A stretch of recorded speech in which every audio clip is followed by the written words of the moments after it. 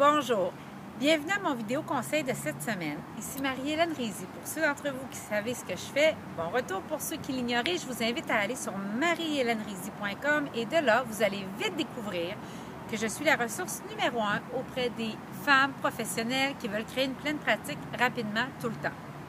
Mon vidéo conseil de cette semaine, c'est comment faire pour rester dans le vortex quand les choses vont très, très bien ou quand les choses se passent beaucoup moins bien.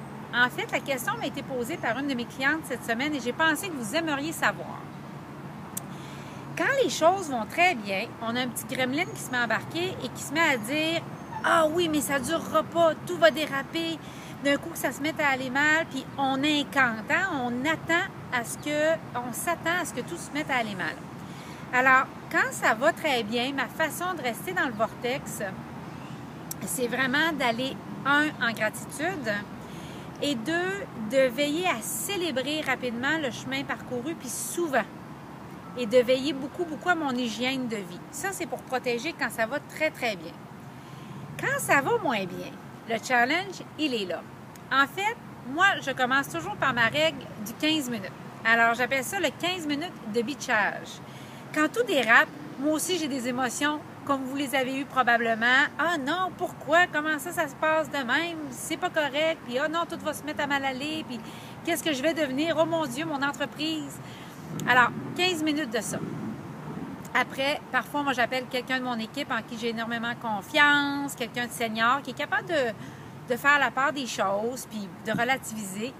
Et je vais dire, peux-tu me prêter tes oreilles 15 minutes, puis je vais tout sortir.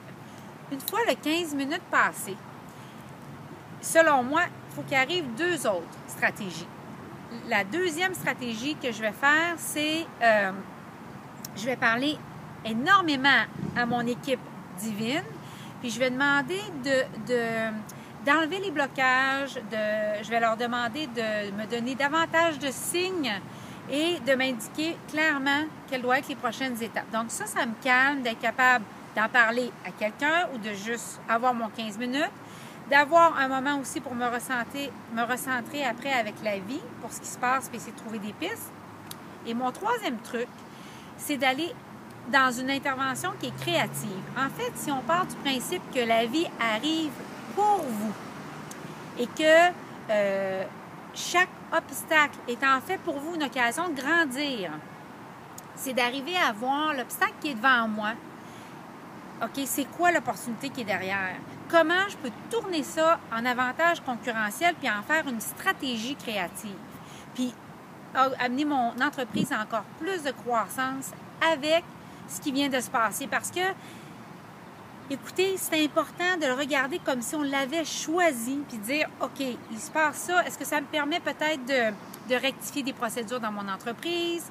Est-ce que ça me permet, moi, de grandir comme être humain puis d'apprendre à me détacher du chaos puis du drame?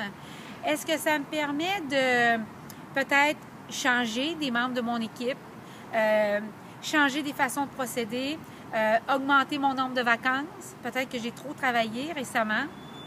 Alors, c'est les trucs que je voulais vous donner sur comment rester dans le vortex quand ça va bien. C'est la partie un peu plus facile, mais il y a quand même lieu d'intervenir. Et quand ça va moins bien, souvenez-vous de mes 3 stratégies. 15 minutes, on a le droit de se laisser aller à la victimite, au bitchage. Par la suite, parler pour qu'on nous montre à la vie ou à l'univers. Personnellement, moi, c'est à mes archanges, mais vraiment, j'invoque pour que je puisse faire du sens de ce qui se passe et je demande d'être soutenue. Et troisièmement, transformer vos obstacles en stratégie créative et partez du principe que la vie arrive pour vous. Je vous souhaite une excellente semaine. Au revoir.